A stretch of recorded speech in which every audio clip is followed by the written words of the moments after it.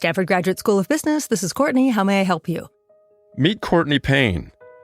Today, she's the Director of Student Support for the MBA and MSx programs. So my first job at the GSB was as the front desk receptionist for the school.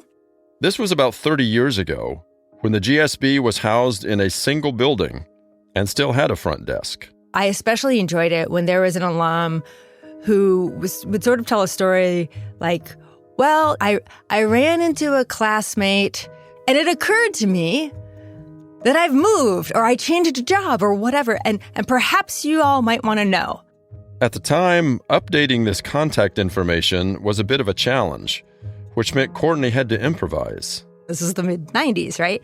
So it was not the beautiful user interfaces that we had now. I had to keep them warm on the line while I navigated sometimes 10 screens into the correct screen and find their alumni record. So I had sort of a narrative of questions that I would ask them to keep them talking. Well, gosh, looks like you're 17 years out now from your time as a student here. Are there courses that you still, draw upon today? Years later, a few themes from these conversations have stayed with her. One, the continuing bonds that they had with their classmates and how not only did they remain, but they deepened over time as those relationships were tested with the different, slings and arrows of life that can happen as you move through your late 20s and 30s and 40s and so on. And two, the way, and I remember an alum explained this to me, the way what they learned in the classroom and in the materials also deepened over time. An alum said, it turns out that the education at the GSB was like fine wine. And I didn't realize it at the time. I was sipping it when I was there and it was good, but I didn't realize how much I was bottling up for later. And that's part of what led me to want to get closer into the student experience, because as someone who thought of themselves as an educator and was interested in the educational process, I wanted to learn more about that and be part of it. 30 years later, Courtney is an important part of that experience, including its finale. If you've ever watched our graduation ceremony or the webcast, if you see a white-haired woman silently nodding her head every 6 seconds, that's me. I'm cueing the name reading while I'm watching the movement of the graduates and the handling of the diploma cases by the deans and the moving down the lines of names to read by our name readers and making sure it's all flowing correctly and staying on time also means that I am standing next to a graduate as their name is called. And it's really fun. I tell them in lineup beforehand, I say, okay, here's what's going to happen. I'm going to be standing next to you. I am so concentrated on everything else kind of other than the person next to me. It's not a great time to talk to me. Please do not distract me because I don't want to mess it up for you. But some of them just can't resist. And it's actually very, very sweet. They'll give me a little tap on the shoulder or whisper thank you so much, Courtney. And it's one of the most cup-filling days that I get to be part of every year. The GSB may be best known for its faculty and for its ideas, but it's also the staff who help give the school its distinctive character. They are capable and accomplished. They are leaders and strategists. And they keep this place running as if it was on rails. Perhaps more importantly, these men and women exemplify the school's spirit. They also happen to have a lot of great stories, a few of which we'll share with you today. On this second episode of GSB at 100, you'll get a view from the inside and hear from a few of those men and women whose day-to-day efforts power an institution that changes lives, organizations, and the world. This is GSB at 100. I'm your host, Kevin Kuhl.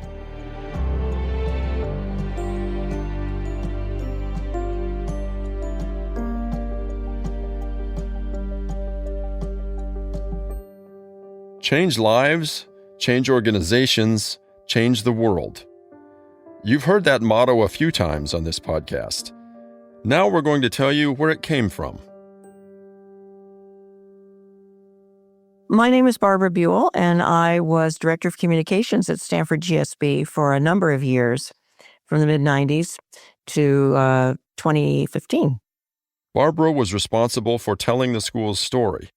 Around 2002, the director of admissions and the senior associate dean for operations and others really wanted to try to capture what was special about the GSB and what would it mean to come here and get a degree. And so I was charged with trying to develop a tagline. Distilling what's special about the GSB in a few words wouldn't be easy. The first thing I did was to consult with the admissions director, then Derek Bolton, who suggested that I talk with Jim Coulter. Jim Coulter, an alum, MBA class of 1986, was a member of the Dean's Advisory Council. That's a group of leaders who provide strategic guidance, perspective, and support to the dean, who at that time was Robert Joss. And so he came back with the idea that it was about change and about impact. And, he gave me a lot of different sort of phrases and ideas about that, but really it honed in on change and impact. What happened next was a great example of how this place works.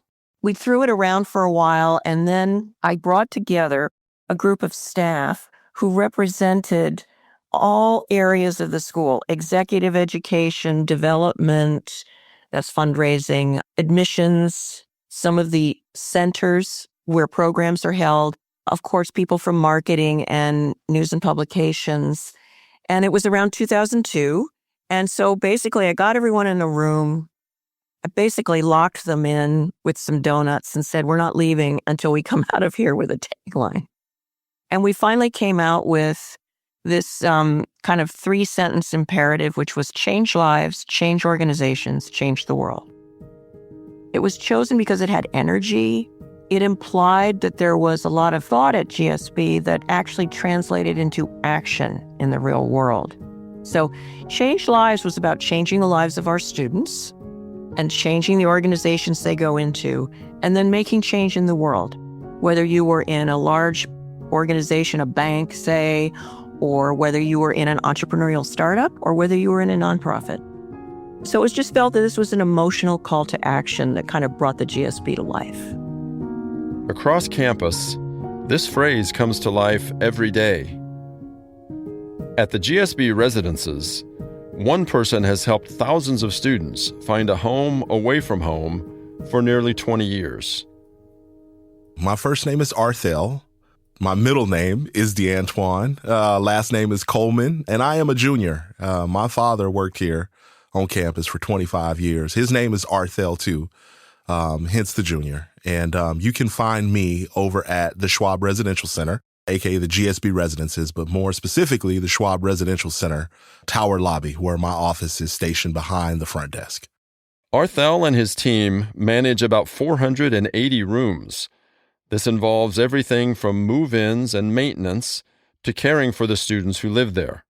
Whether you're a part of the MBA, whether you're a part of the MSx PhD program, whether you're an executive education participant, I view this all as a living and learning environment, home away from home. And sometimes that means going off script. There was a student who came into our office one day and clearly was just in an emotional state. She had gone through a breakup and she was sad, and it was just, your heart went out to her because clearly it was an emotional moment for her.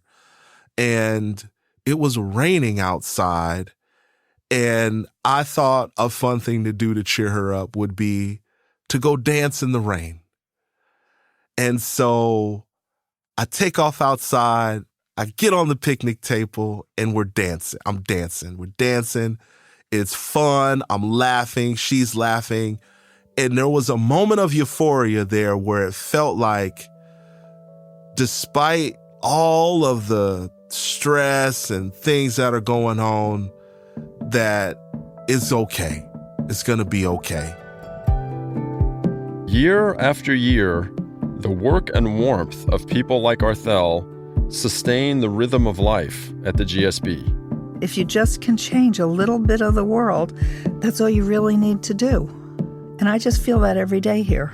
Nancy Gross is an operations manager in the MBA and MSx office.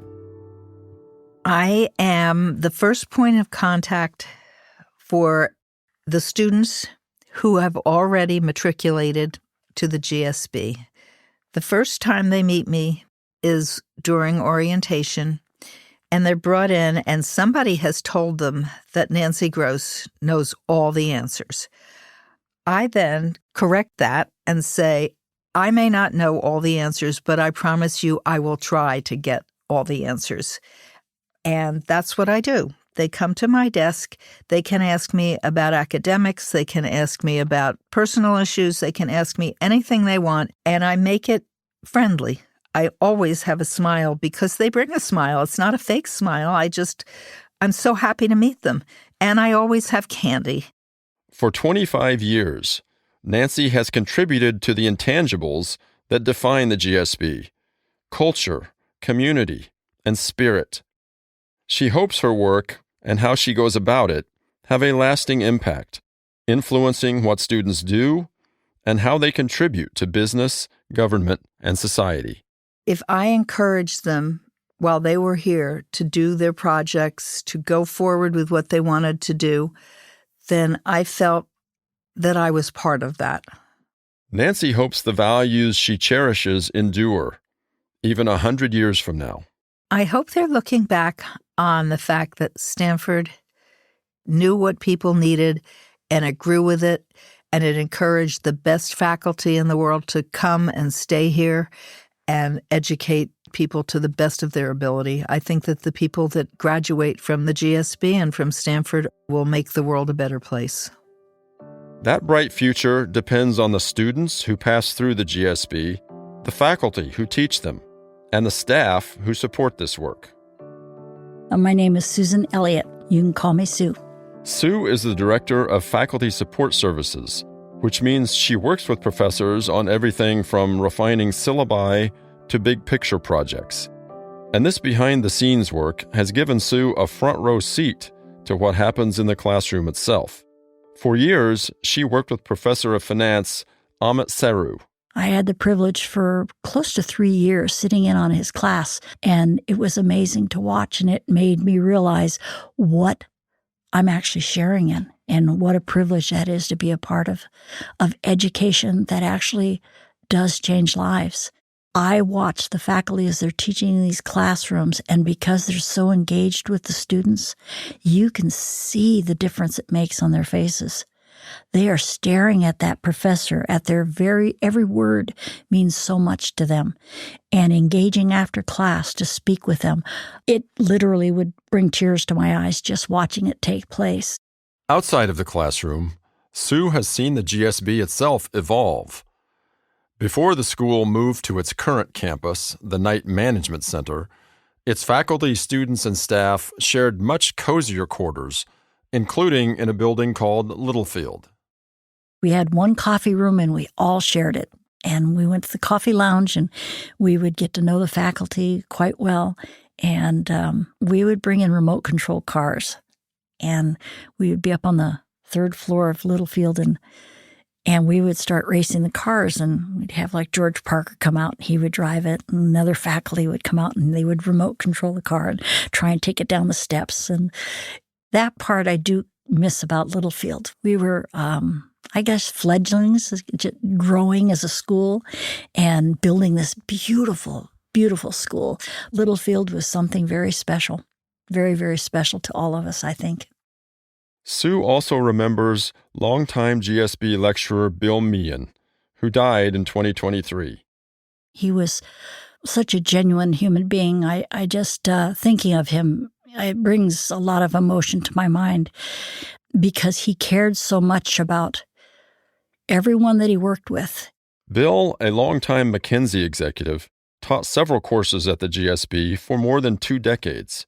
He recruited Sue for a project that brought some of his former staff to the school, and their dedication left an impression. We would sit down and we would work endlessly for hours on how we wanted to present things. Finally, I asked them, I said, You all are doing this for free. Why do you do this? You're here day in and day out, hours, and on the weekend. I mean, I'm working with you, so I know you're working. And they said, we could never pay Bill back for what he did for us. And it wasn't monetary. It was what he gave them in that company and how he put himself into that, which immediately made me realize that's exactly what he's doing here on our campus and what he's giving our students. That same dedication flows throughout the GSB. Diane Lee, the assistant dean for the PhD program, is both strategist and steward, shaping the future of the program and supporting the scholars it produces. I can remember exact moments when certain students have just found their research identity. Like you can see it in them. They talk differently. Like I remember them for specific students. It's really that rewarding. Diane and her team begin working with PhD students before they're even admitted to the GSB, and after they graduate, as they enter the job market. You see someone who has been a consumer of knowledge for a very long time, has learned what they needed to learn, transform into a producer of knowledge and adding to literature and people's understanding of organizations and business and management and government. And from there, they go on to become faculty at other business schools or other departments, or they join these organizations like the Fed or the World Bank, and they contribute to the world in really meaningful ways afterwards as experts. As experts and as teachers. Diane remembers Professor of Economics Michael Ostrovsky when she worked at another school and he was a student there. This year, he was recognized for his work with students at the GSB.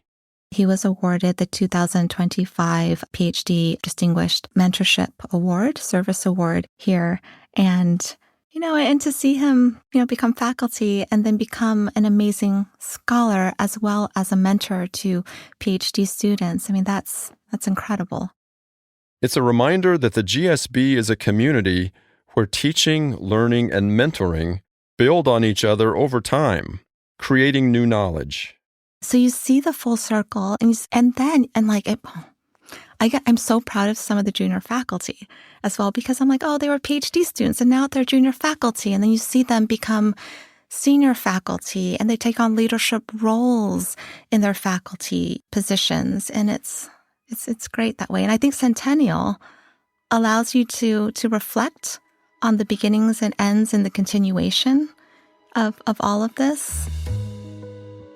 As the GSB marks its centennial, it also recalls its most recent milestone, 75.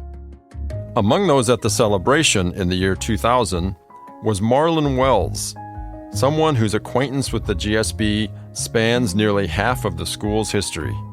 25 years ago, I was younger. My husband was younger. We're like, hey, let's go party. So it was nice. It was, it was a big party and it was so much fun. Marlon is a system administrator in digital solutions, the GSB's IT department. I was born in Cuba, and my parents brought us here for a better life. And my mom and dad worked, 4 or 5 jobs to be able to give my sister and I education and all the things that they didn't have. And we are very lucky to be where we are today because of all the struggles that they went through. So I really appreciate that. Learning an emerging technology would ultimately lead Marlon to the GSB. So I started in the athletic department. I started working in the mailroom with my cousin, Ondina. She brought me in. I was 18 years old. I was loving working in the mailroom with her. And then the athletic department decided to get something called a word processor, which way back then was really, modern. And they put it in a room and nobody knew how to use it. This was back in 1979. And started using it and learned it. And I'm like, I can do this. It's no big deal. And that's how I got to the business school. In her decades at the GSB, Marlon has watched up close as technology reshapes the way the school works. You think about 45 years, it's a long time, but technology has changed so much in that time that people will look back on what things were like in 1980, and it's like dinosaur age, basically.